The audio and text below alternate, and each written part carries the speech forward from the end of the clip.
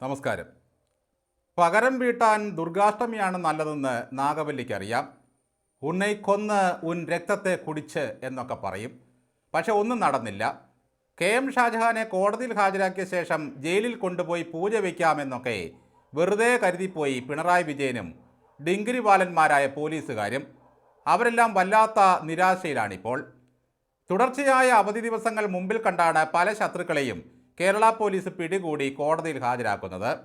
പക്ഷേ എന്തു ചെയ്യാം, AKG സെൻറ്ററിൻ്റെ 4-ാം നിലയിൽ വാടകയ്ക്കെടുത്ത മുറിയിലല്ല നമ്മുടെ കോടതികൾ പ്രവർത്തിക്കുന്നത്. പിണറായി വിജയനല്ല ജഡ്ജിമാരെ നിയമിക്കുന്നതും അവർക്ക് ശമ്പളം കൊടുക്കുന്നതും. സ്വന്തമായി പോലീസ് സ്റ്റേഷനും കോടതിയുമൊക്കെ ഉണ്ടാക്കി അവിടെ ഇരുന്ന് വിധി തീർപ്പാക്കുന്നതിൽ ഒരു തെറ്റുമില്ല. പക്ഷേ ഇന്ത്യൻ ജുഡീഷ്യറി പ്രവർത്തിക്കുന്നത് വിജയൻ്റെ പത്തായത്തിൽ നിന്നെടുത്ത നെല്ല് വിറ്റ കാശുകൊണ്ടല്ല. ഷാജഹാനെ ജഡുതിയിൽ അറസ്റ്റ് ചെയ്തതോടെ CPM സൈബറുകൾ അപ്പാടെ ഉണർന്നു, ഉഷാറായി. അദ്ദേഹത്തെ പോലീസ് സ്റ്റേഷനിൽ കൊണ്ടുവന്നപ്പോൾ പരനാറി വിളികളോടെ DYFIക്കാർ അണിനിരുന്നു. കൊച്ചന്മാർക്കിപ്പം വിപ്ലവങ്ങളൊന്നും വായിൽ വരില്ല, പച്ചത്തെറി മാത്രമേ വരൂ. അവർ ഷാജഹാൻ്റെ തന്തയ്ക്കും തള്ളയ്ക്കും വിളിച്ചു. അതിലാണിപ്പോൾ DYFIക്കാർ ആനന്ദം കണ്ടെത്തുന്നത്. പെട്ടെന്ന് തന്നെ ആ പരാതിക്കാരി ദുർഗയായി അവതരിച്ചു. നവരാത്രി നാളിൽ നരകാസുരൻ്റെ ശിരസറുത്ത് ഹോമിക്കാൻ ദുർഗ കൊതിച്ചതുപോലെ ഒരു വരവ്. ഇതോടെ കേരളം മാലിന്യമുക്തമായതായി പ്രഖ്യാപിച്ചു. കേരള പോലീസിന് ബിഗ് സല്യൂട്ട് അടിച്ചു. ഹെമിംഗ്വേയുടെ കിഴവനും കടലും എന്ന കഥയിലെ കിഴവൻ സാന്റിയാഗോയെ ഓർമ്മപ്പെടുത്തി ഒരു കടൽ പോരാട്ടത്തിൻ്റെ കഥ പറഞ്ഞു. പോലീസുകാർ ഷാജഹാനെയും കൊണ്ട് കോടതിയിലെത്തി. FIR വായിച്ച ഉടനെ കോടതി കേരള പോലീസിന് ഒരു നീട്ടി സല്യൂട്ട് കൊടുത്തു. അപ്പോൾ 2 സല്യൂട്ടായി. ഇത്ര ശുഷ്കാന്തിയോടെ ഉറക്കം വച്ചിരുന്ന് ഇത്രയുമൊക്കെ പ്രവർത്തനങ്ങൾ നടത്തിയതിനായിരുന്നു ആ സല്യൂട്ട്. ഷാജഹാൻ പറഞ്ഞ തെറി ഏതാണ് റിമാൻഡ് റിപ്പോർട്ടിൽ പരാമർശിച്ചതെന്ന് കോടതി പരതി നോക്കി. അതിലൊന്നും കണ്ടില്ല. ശുഷ്കാന്തി എന്നൊരു വാക്കു മാത്രം കണ്ടു. കൊണ്ടുപാടാ ഷാജഹാൻ പറഞ്ഞ തെറി എന്ന ചോദ്യത്തിന് മുമ്പിൽ പോലീസ് പരിങ്ങിപ്പോയി. മുഴുത്ത തെറിയാണ് പറഞ്ഞതെങ്കിൽ അത് റിമാൻഡ് റിപ്പോർട്ടിൽ കാണണ്ടേ? മീശമാധവനിലെ നമ്പൂരിശം പോലീസ് ചന്തി എന്ന് സർക്കാർ കടലാസിൽ എഴുതാൻ മടി കാണിച്ചതുപോലെ പിണറായി വിജയൻ്റെ സൈബർ പോലീസ് ഷാജഹാൻ പറഞ്ഞ അശ്ലീലം സർക്കാർ കടലാസിൽ എഴുതാൻ മടിച്ചു നിന്നു. അവർക്ക് ഭയങ്കര ചമ്മല്. എറണാകുളത്ത് നിന്ന് 3 മണിക്കൂർ കൊണ്ട് തിരുവനന്തപുരത്തെത്തി സാഹസികമായി നടത്തിയ ആ പാതിര അറസ്റ്റിനെ കോടതി എഴുന്നേറ്റ് നിന്നാണ് കൈയടിച്ചു പാസാക്കിയത്. സത്യത്തിൽ ഈ പോലീസുകാരെ കുറ്റം പറഞ്ഞിട്ട് വല്ല കാര്യവുമുണ്ടോ? മേലാവിയിൽ നിന്ന് നിർദ്ദേശമുണ്ടായാൽ അനുസരിക്കാനല്ലേ അവർക്ക് കഴിയുകയുള്ളൂ. ഭരണവും നിയമവുമെല്ലാം സ്വന്തക്കാർക്ക് വേണ്ടിയുള്ളതാണെന്ന് എത്രയോ കാലമായി പിണറായി സർക്കാർ നമുക്ക് കാണിച്ചു തരുന്നു. പ്രത്യയശാസ്ത്രത്തെ എടുത്ത് ഭരണത്ത് വെച്ചും സിദ്ധാന്തത്തെ കഴുകി അടുപ്പത്തിട്ടും ഭൗതികവാദത്തെ അടുപ്പിൽ വെച്ചും പിണറായി വിജയൻ ഇപ്പോൾ ഭക്തിമാർഗത്തിലാണ്. യുഗം 4-ലും നല്ലു കലിയുഗം സുഖമേ തന്നെ മുക്തി വരുത്തുവാൻ എന്ന ചൊല്ല് പിണറായിക്കറിയാം. ഈ കലിയുഗത്തിൽ പ്രാർത്ഥിക്കുന്നവർക്കെല്ലാം പെട്ടെന്ന് തന്നെ മോക്ഷം കിട്ടും. പിണറായി വിജയൻ്റെ ശത്രു സംഹാരമൊന്നും പഴയതുപോലെ ഇപ്പോൾ ക്ലച്ച് പിടിക്കുന്നില്ല. സൈബർ പോരാളികളായ തൻ്റെ ഭൂതഗണങ്ങൾ ശത്രുക്കളെ ഏതൊക്കെ തരത്തിൽ കൊല്ലാക്കൊല ചെയ്യുന്നുവെന്ന് പിണറായി അന്വേഷിച്ചിട്ടില്ല.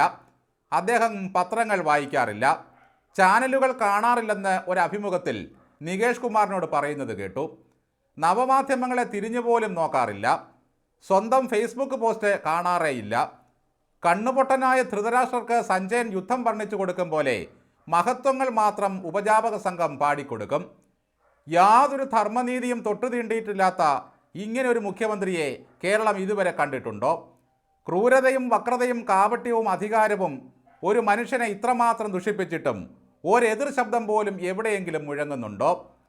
പ്രതിപക്ഷ നേതാവ് സദാചാരം ഒരു കക്ഷത്തിലും ധാർമ്മികത മറുകക്ഷത്തിലും വെച്ച് പിണറായിയുടെ സദ്യയുണ്ടെന്നു. സർക്കാരിൻ്റെ തെമ്മാടിത്തരങ്ങളെ തുറന്നു കാണിക്കുന്ന ഷാജഹാനും ഷാജൻസ്കറിയായുമൊക്കെ സകലരുടെയും ശത്രുക്കളായി മാറുന്നു. പ്രതിപക്ഷം പോലും അവരെ അടുപ്പിക്കാൻ ഭയക്കുന്നു. പിണറായി വിജയൻ്റെ അപ്രീതിക്ക് പാത്രമായാലോ എന്നാണ് ഭയം. പ്രതിപക്ഷ ധർമ്മം നിർവഹിക്കാൻ ബാധ്യസ്ഥതയുള്ള BJP അവർക്ക് താല്പര്യമുള്ള വിഷയങ്ങളിലല്ലാതെ ശബ്ദിക്കാറേയില്ല.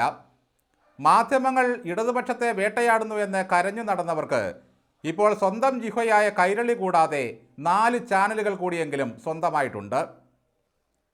അവർ മാറി മാറി സർക്കാരിൻ്റെ എല്ലാവിധ നെറുകേടുകളെയും പുകഴ്ത്തുന്നു. പ്രതിപക്ഷത്തെ യുവാക്കളെയെല്ലാം കള്ളക്കേസിൽ കുടുക്കി ലൈംഗികാരോപണങ്ങളിൽ വീഴ്ത്തി പരിഹസിക്കുന്നു. എന്നിട്ടും ജനങ്ങൾ തുപ്പക്കോളാമ്പിയിലേക്കെന്ന പോലെ ഈ സർക്കാരിനെ തുപ്പിക്കൊണ്ടേയിരിക്കുന്നു. കൈരളി ചാനലിലെ ഏതോ പെൺപുലിയെ രാജീവ് ചന്ദ്രശേഖർ നീയെന്ന് വിളിച്ചപ്പോൾ ഉണർന്നെഴുന്നേറ്റ ഡിവൈഎഫ്ഐ മാധ്യമ സ്വാതന്ത്ര്യത്തിനായി പോരാടാൻ ആഹ്വാനം ചെയ്തിരുന്നു. എന്നാൽ ഒരു ലൈംഗികാരോപണത്തിൽ ചില ന്യായാന്യായങ്ങൾ പരാമർശിച്ചതിന് ഒരു മനുഷ്യനെ അർദ്ധരാത്രിയിൽ വീട് വളഞ്ഞകത്താക്കാൻ കൊണ്ടുപോകുമ്പോൾ അവർ ചെയ്തതെന്താണ്? CPM-ഉം ഡിവൈഎഫ്ഐക്കാരും അയാൾക്കെതിരെ കേട്ടാലറയ്ക്കുന്ന വാക്കുകൾ കൊണ്ട് മുദ്രാവാക്യം വിളിക്കുന്നു. പിണറായി പഠിപ്പിച്ചു കൊടുത്ത വാക്കുകളാണ് അവർ പ്രയോഗിക്കുന്നത്. എല്ലാവരും കോടതി തിണ്ണയിൽ നിൽക്കുമ്പോൾ കോടതി ഏത് തിണ്ണയിൽ നിൽക്കുന്നു എന്നൊരു ചോദ്യം മുൻപ് MN വിജയൻ മാഷ് ചോദിച്ചിട്ടുണ്ട്. ഒരു മഹാഭാഗ്യമുള്ളത് ഇന്ത്യയിലെ നീതിന്യായ കോടതികൾ ഇതുവരെ AKG സെൻറ്ററിൻ്റെ തിണ്ണയിൽ നിൽക്കാൻ പോയിട്ടില്ല എന്നതാണ്. ശത്രുക്കളെ ഇവർ ഗ്യാസ് ചേമ്പറിൽ കയറ്റി കൊല്ലുന്നില്ല എന്നേ ഉള്ളൂ. പിണറായി സർക്കാർ ചിത്രപഥക്കൂടും കരുതി വെച്ച് കാത്തിരിക്കുന്നുണ്ട് ശത്രു നിഗ്രഹത്തിനായി. അടിമകളും ഏറാൻമൂളികളുമല്ലാത്ത ജനങ്ങളാണ് ഇവിടുത്തെ യഥാർത്ഥ പ്രതിപക്ഷം. സമുദായ നേതാക്കന്മാരെ തോളിൽ ചുമ്മിയതുകൊണ്ടോ ചില മാധ്യമങ്ങൾക്ക് തീറ്റയും വെള്ളവും കൊടുത്തതുകൊണ്ടോ PR വർക്കുകൾ നടത്തിയതുകൊണ്ടോ പൗരപ്രമുഖർക്കൊപ്പം തീറ്റയെടുത്തതുകൊണ്ടോ തീരുന്നതല്ല ഭരണവിരുദ്ധ കലി. ആൾദൈവമെന്ന ആക്ഷേപിച്ച മാതാ അമൃതാനന്ദമയ്ക്ക് സ്വീകരണം നൽകിയും അയ്യപ്പ സംഗമം നടത്തിയും വെള്ളാപ്പള്ളിയെയും സുകുമാരൻ നായരെയും സുഖിപ്പിച്ചും പ്രമുഖരെ വിരുന്നൂട്ടിയും എതിർശബ്ദം പുറപ്പെടുവിക്കുന്ന യൂട്യൂബർമാരെ അകത്താക്കിയും ആ കലി അടക്കാമെന്ന് സർക്കാർ കരുതേണ്ടതില്ല. തെരഞ്ഞെടുപ്പ് അടുക്കുംതോറും ഇവന്മാർ പാലും തേനും ചുരത്തിയും കോമ്പൽ അടർത്തി മാറ്റിയും നമ്മെ സ്നേഹിക്കാനും വാരിപ്പുണരാനും ഒരു വരവുണ്ട്. ധൃതരാഷ്ട്രയെ പോലെ ആലിംഗനം ചെയ്യും. പൂതനെപ്പോലെ മടിയിലിരുത്തി പാലൂട്ടാൻ വരും. ഭസ്മാസുരനെ പോലെ തലയിൽ കൈവച്ച് അനുഗ്രഹിക്കാൻ വരും. കരുതിയിരിക്കുക.